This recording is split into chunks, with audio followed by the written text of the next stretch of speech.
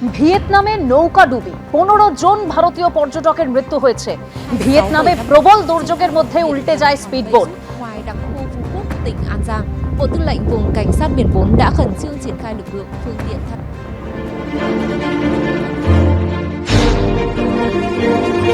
ভিয়েতনামে ফু কোয়াক দ্বীপের কাছে এই নৌকা ডুবির ঘটনা, যেখানে দুর্যোগের কবলে পড়ে 36 জনকে নিয়ে নৌকা ডুবে যায়, যেখানে 15 জন ভারতীয় পর্যটকের মৃত্যু হয়।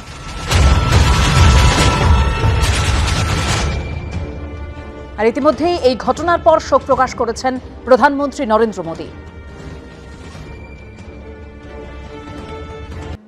একদিকে নির্মল ঘোষকে নিয়ে জল্পনা চলছে, তিনি কি শিবির বদল করতে চলেছেন। অন্যদিকে মমতা বন্দ্যোপাধ্যায়ের সঙ্গ ছেড়ে ঋতব্রত তৃণমূলে যোগ দিলেন অনুব্রত মণ্ডল। শনিবার তাঁকেই ফের বীরভূমের জেলা সভাপতির দায়িত্ব দেওয়া হলো। 100% ভালোভাবে কাজ করব বললেন অনুব্রত মণ্ডল। যদিও শরীর খারাপ থাকায় এদিন ঋতব্রত তৃণমূল শিবিরের বৈঠকে যোগ দিতে পারেননি তিনি। আর এ নিয়ে কটাক্ষ করেছে কালীঘাট তৃণমূল। বীরভূম শ্রী অনুব্রত মণ্ডল, এটা হচ্ছে আমাদের জেলা সভাপতিদের তালিকা। ভালোভাবে কাজ করব, 100% কাজ করব। আমি খুব হ্যাপি যে অনুব্রতকে নিয়েছে। শুভেন্দু অধিকারী নিয়ে বলছে না, হচ্ছে ধোয়া তুলসী পাতা। ফিরাদ হাকিম, অরূপ রায়, অরূপ বিশ্বাস থেকে চন্দ্রিমা ভট্টাচার্য, ভোটে ভরাডুবির পর থেকে একে একে সকলেই কালীঘাট তৃণমূলের সঙ্গ ছেড়েছেন। এবার সেই তালিকায় যুক্ত হলো মমতা বন্দ্যোপাধ্যায়ের অত্যন্ত ঘনিষ্ঠ অনুব্রত মণ্ডলের নাম। অর্থাৎ এবার প্রিয় দিদির হাত ছাড়লেন তার স্নেহের কেষ্ট। জাতীয় কর্মসমিতি রাজ্য কমিটির পর শনিবার তপসিয়ার বোট ক্লাবে জেলা কমিটি গঠন নিয়ে বৈঠকে বসেছিল ঋতব্রত তৃণমূল শিবির। সেই বৈঠকে বীরভূমের জেলা সভাপতি হিসেবে অনুব্রত মণ্ডলের নাম চূড়ান্ত হয়। বীরভূম শ্রী অনুব্রত মণ্ডল, এটা হচ্ছে আমাদের জেলা সভাপতিদের তালিকা। শারীরিক অসুস্থতার কারণে এদিনের বৈঠকে যোগ দিতে না পারলেও ঋতব্রত তৃণমূল শিবিরের সিদ্ধান্তে তিনি যে খুশি তা খোলাখুলি জানিয়েছেন অনুব্রত মণ্ডল। আপনাকে ঋতব্রত বন্দ্যোপাধ্যায় যে ঘোষণা করেছেন বীরভূমের জেলা সভাপতি, ভালো করেছে, দলটা চাঙ্গা হবে। আজকে ওয়ার্কিং কমিটি যা সিদ্ধান্ত নিয়েছে গোটা রাজ্যের উপরে, এই সিদ্ধান্তকে সাধুবাদ জানাই। যত কয়লা চোর, যত গরু চোর, যত পাথর চোর, যত ডাকাত, যত লুম্পেন তৃণমূলের ছিল, সব চলে গেছে। আমরা খুব হ্যাপি। আমি খুব হ্যাপি যে অনুব্রতকে নিয়েছে। আই এম ভেরি হ্যাপি যে অনুব্রত মণ্ডলকে অন্তত শুভেন্দু অধিকারী নিয়ে বলছে না, হচ্ছে ধোয়া তুলসী পাতা। অনুব্রত মণ্ডল বীরভূমের এক সময়ের দোর্দণ্ড প্রতাপ নেতা। একসময় বীরভূমে অনুব্রত মণ্ডল মানেই ছিল শেষ কথা। অন্যদিকে তাকে অত্যন্ত স্নেহ করতেন মমতা বন্দ্যোপাধ্যায়ও। অনুব্রত মণ্ডলের বিরুদ্ধে একাধিকবার হুমকি হুঁশিয়ারির অভিযোগ উঠলেও এমনকি গরু পাচার মামলায় তাকে গ্রেপ্তারের পরও কেষ্টর পাশেই দাঁড়াতে দেখা গেছে তৃণমূল নেত্রীকে।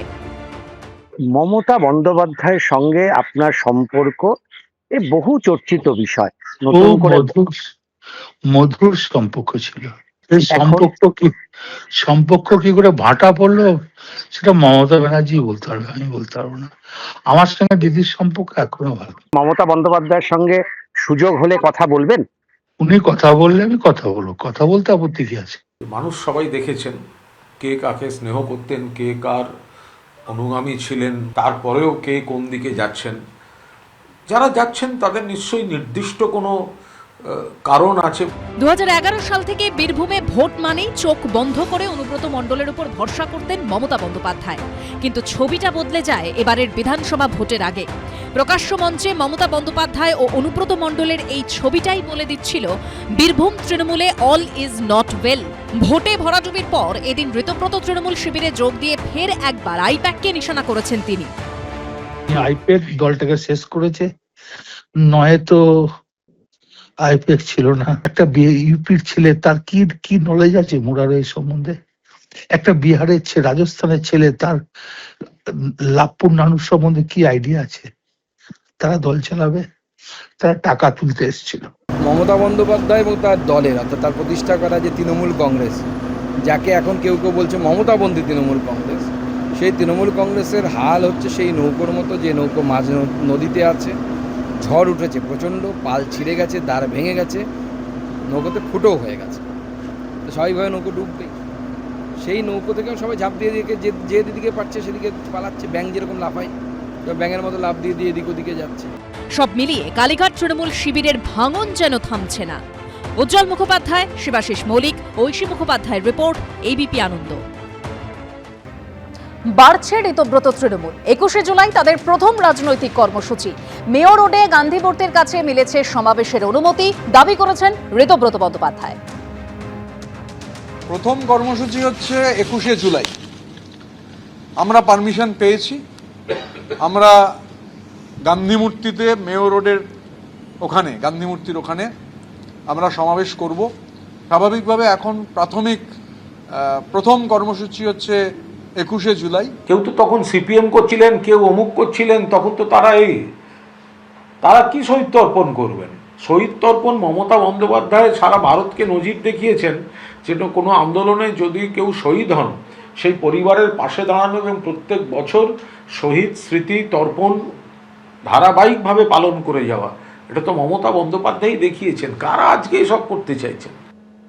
যারা দুদিন আগেও মিথ্যে মামলা দিয়েছে আমাদের কর্মীদের, তাদের সাথে বসে চা খাওয়ার ছেলে আমি নই। বাঁকুড়ায় জেলা প্রশাসনের বৈঠক ছেড়ে বেরিয়ে এসে এমনই মন্তব্য করলেন বিজেপি বিধায়ক নীলাদ্রি শেখর দানা। যদিও বিধায়কের তোলা অভিযোগ মানতে চায়নি তৃণমূল।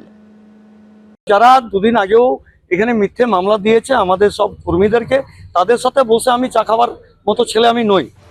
একদিকে কোনো রাগঢাক না করে তৃণমূল ত্যাগী 3 জনকে দলে নিয়েছে বিজেপি। যোগদানের কয়েক ঘন্টার মধ্যে করা হয়েছে রাজ্যসভার প্রার্থীও, জানিয়ে দলের অন্দরেও ক্ষোভ প্রকাশ করেছেন কেউ কেউ। আর এবার তৃণমূলের নেতা নেত্রীদের সঙ্গে বৈঠকেই বসলেন না বাঁকুড়ার বিজেপি বিধায়ক নীলাদ্রি শেখর দানা। বিজেপির জন্মলগ্ন থেকে আমি বিজেপিটা করি, অতএব এরা এই সমস্ত দুর্বৃত্ত যারা সামনে আমাদেরকে এখানে অজিত মুর্মুর মতন আমাদের একজন বিপ্লবী রাষ্ট্রবাদী নেতাকে খুন করেছে, তাদের সাথে আমি মুখোমুখি বসে অন্তত আমি কাজ করব। রাজ্যে পালাবদল হলেও বাঁকুড়া জেলা পরিষদ ও 22টি পঞ্চায়েত সমিতি এখনও তৃণমূলের দখলে রয়েছে। শনিবার বাঁকুড়া সংখ্যালঘু ভবনে 16তম অর্থ কমিশনের পরিকল্পনা সংক্রান্ত বৈঠক ডাকে জেলা প্রশাসন। সেই বৈঠকে জেলা প্রশাসনের আধিকারিকরা ছাড়াও জেলা পরিষদের সভাধিপতি, জেলার 12 জন বিধায়ক এবং প্রতিটি পঞ্চায়েত সমিতির সভাপতিদের আমন্ত্রণ জানানো হয়েছিল। গিয়েছিলেন বিজেপি বিধায়ক নীলাদ্রি শেখর দানাও, কিন্তু আচমকা বেরিয়ে এসে তৃণমূলের নেতা নেত্রীদের প্রতি ক্ষোভ উগরে দেন। আমার নিজস্ব একটা বিষয় থাকে, যে বিষয়টা আমাকে ভাবতে হয়। মিটিং আলাদা, কাজটা আলাদা। কাজ একসাথে হাতে হাত ধরে কাজ হবে, দলমত নির্বিশেষে সকলের ঊর্ধ্বে উঠে কাজ হবে। পরিষ্কার কথা এটাই। মিটিং এ বসবেন না, মুখামুখি আপনার সঙ্গে আমি চা খেতে নারাজ। না না না, আমার অন্য কাজ আছে। মিটিং থেকে বেরিয়ে গেছেন কোনো এমএলএ আমার দেখা নেই, বাইরের থেকে যদি চলে গেছে সেটা কিন্তু আমার জানা নেই। সেটা আমি বলতে পারবো না যে আমার জেনারেল যারা মেম্বাররা ছিলেন বা পঞ্চায়েত সমিতির সভাপতি ছিলেন, যে তাদের মধ্যে কোনো মেম্বার ওনাকে মেরেছেন কিনা বা কিছু করেছেন কিনা, সে সম্বন্ধেও আমার জানা নেই। সব মিলিয়ে বিজেপির শীর্ষ স্তরে ও নিচু স্তরে দুই আলাদা ছবি ধরা পড়ছে, জানিয়েও জোর চর্চা চলছে রাজনৈতিক মহলে। পূর্ণেন্দু সিংহর রিপোর্ট, এবিপি আনন্দ, বাঁকুড়া। বাড়ি তৈরির জন্য টাকা দিয়েছিল সরকার, কিন্তু মোটা টাকা কাটমানি নিয়েছিলেন তৃণমূলের নেতারা। পালাবদলের পর সেই টাকা ফেরালেন অভিযুক্তরা। ফলতা থেকে শীতলকুচি, সব জায়গায় দেখা গেল এক ছবি। কোনো অভিযুক্ত পলাতক, কেউ দাবি করলেন দলের নির্দেশেই ওই কাটমানি তুলেছিলেন। 20,000 টাকার মধ্যে 3,000 টাকা আমি নিয়েছি, 17,000 টাকা দীপঙ্কর মালিক। 1,20,000 টাকা দিয়েছিল, 1,20,000 মধ্যে 1 লাখ পেয়েছি। মাথার উপর একটা স্থায়ী ছাদ তৈরি করতে টাকা এসেছিল সরকারি প্রকল্পের, কিন্তু তা থেকেই মোটা টাকা কাটমানি নিয়েছেন তৃণমূলের নেতারা। তৃণমূল জমানার এমন অভিযোগ নতুন নয়, কিন্তু রাজ্যে পালাবদলের পরই ভুল বদল শুরু হয়ে গিয়েছে সেই সব অভিযুক্ত। শুরু হয়ে গিয়েছে টাকা ফেরানোর পালা। বাঁকুড়া, নামখানা, মাথাভাঙা, লাভপুর, ফলতা, কোচবিহার, এবার দক্ষিণ 24 পরগনার ফলতায় তৃণমূল আমলে নেওয়া কাটমানি স্ত্রী এবং অনুগামীদের মাধ্যমে ফেরালেন তৃণমূল অঞ্চল সভাপতি।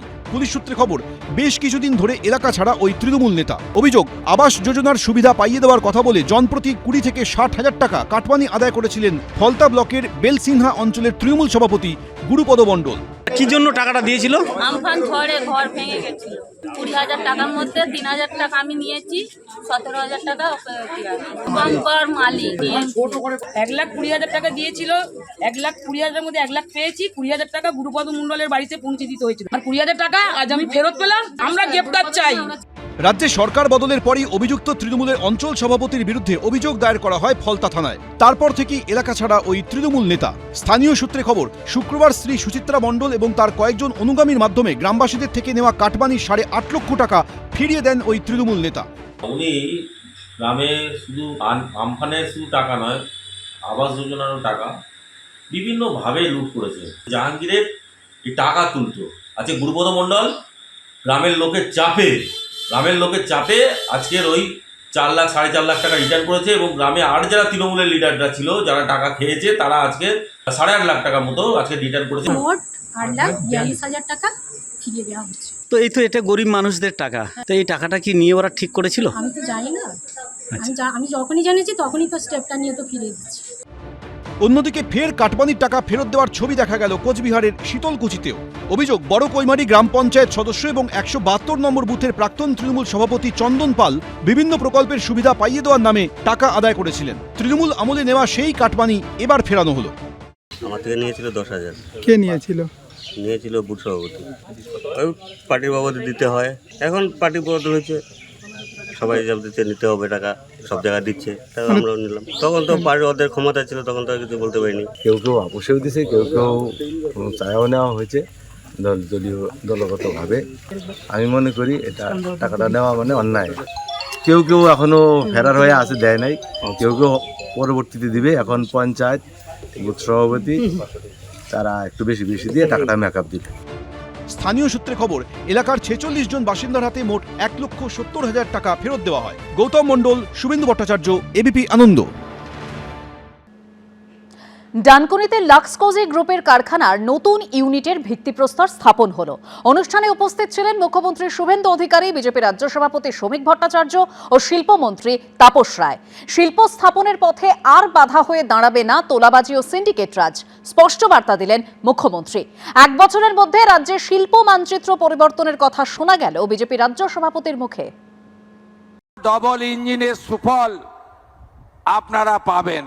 পশ্চিমবঙ্গের শিল্পের সমস্ত ছবি বদল করে দেবে এই সরকার। ডানকুনিতে ভিত্তিপ্রস্তর স্থাপন হলো লাক্সকোজি গ্রুপের কারখানার নতুন ইউনিটের। হলো ভূমি পুজো।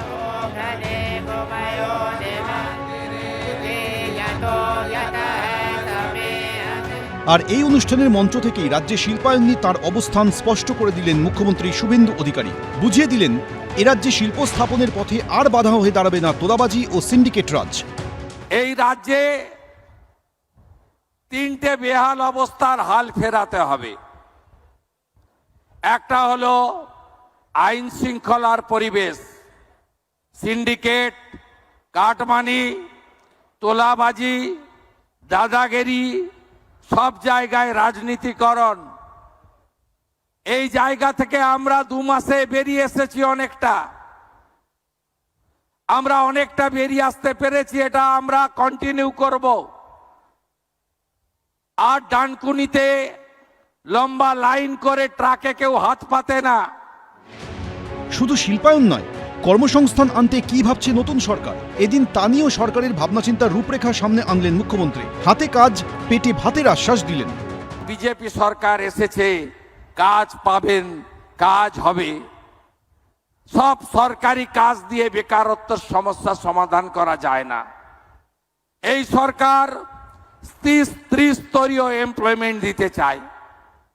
আগামী কয়েক মাসের মধ্যে 1 লক্ষ সরকারি চাকরি যেমন হবে, মেধা অনুযায়ী হবে, তার সাথে বেসরকারি বিনিয়োগকারীরা যত এই ধরনের তাদের প্ল্যান্ট এক্সপেনশন করবে, নিউ প্ল্যান্ট লাগাবে, এই প্ল্যান্টকে কেন্দ্র করে অ্যান্সিলিয়ারি তৈরি হবে, তত বেশি করে আমাদের ডাইরেক্ট এবং ইনডাইরেক্ট এমপ্লয়মেন্ট তৈরি হবে। লাক্সকোজি গ্রুপের কারখানার নতুন ইউনিটের ভিত্তিপ্রস্তর স্থাপন অনুষ্ঠানে এদিন উপস্থিত ছিলেন বিজেপি রাজ্য সভাপতি শ্রমিক ভট্টাচার্য। রাজ্যের শিল্পের ছবি বদলের ডেডলাইনও দিলেন তিনি। আগামী 1 বছরের মধ্যে 2 মাস অতিক্রান্ত, খালি আর 10 মাস পরে পশ্চিমবঙ্গের মানুষ বুঝতে পারবেন পশ্চিমবঙ্গের শিল্পের সমস্ত ছবি বদল করে দেবে এই সরকার। অতীতে আমরা অনেক স্লোগান শুনেছি, কৃষি আমাদের ভিত্তি, শিল্প আমাদের ভবিষ্যৎ। তারপরে শুনলাম শিল্প আর কৃষি হাসি আর খুশি দুই বোন। এই দুই বোন কোথায় চলে গেছে আমরা জানি না। এদিকে শিল্পমন্ত্রীর মুখে শোনা গেল অভিমানী শিল্পপতিদের এরাজ্যে ফেরানোর আশ্বাস। অপমানিত হয়ে বাংলা থেকে যে সমস্ত শিল্পপতিরা চলে গেছে তার মধ্যে টাটা আছে, তার মধ্যে আদিত্য বিড়লা গ্রুপ আছে, তার মধ্যে 6,688টি ছোট বড় মাঝারি শিল্পপতি আছে। পশ্চিম বাংলার জন্য যদি প্রয়োজন পড়ে তাদের কাছে গিয়ে বাংলার স্বার্থে আমাকে যদি পাঠায় কোথাও, মুখ্যমন্ত্রী আমি যাব এবং হাতে পায়ে ধরে সেই সমস্ত শিল্পপতিদের এই বাংলায় ফিরিয়ে আনার জন্য তাদের কাছে অনুরোধ করব। বিজেপি নেতা তথাগত রায় এদিন সোশ্যাল মিডিয়ায় পোস্ট করেছেন, আজ ডানকুনিতে লাক্স কোজি মঞ্চে শুভেন্দু ও শ্রমিক যা বললেন তার তাৎপর্য বুঝতে হবে। আজকে শুভেন্দু, শ্রমিক ও অন্যান্য নেতারা পরিষ্কার ভাষায় জানিয়েছেন তাদের মন্ত্র হবে শ্রমিক মালিক সমন্বয়। তাই বিদায় বামপন্থা, বিদায় শ্রেণী সংগ্রাম, বিদায় নৈরাজ্য। অরিত্রিক ভট্টাচার্য, এবিপি আনন্দ। এবিপি আনন্দ, এগিয়ে থাকে, এগিয়ে রাখে।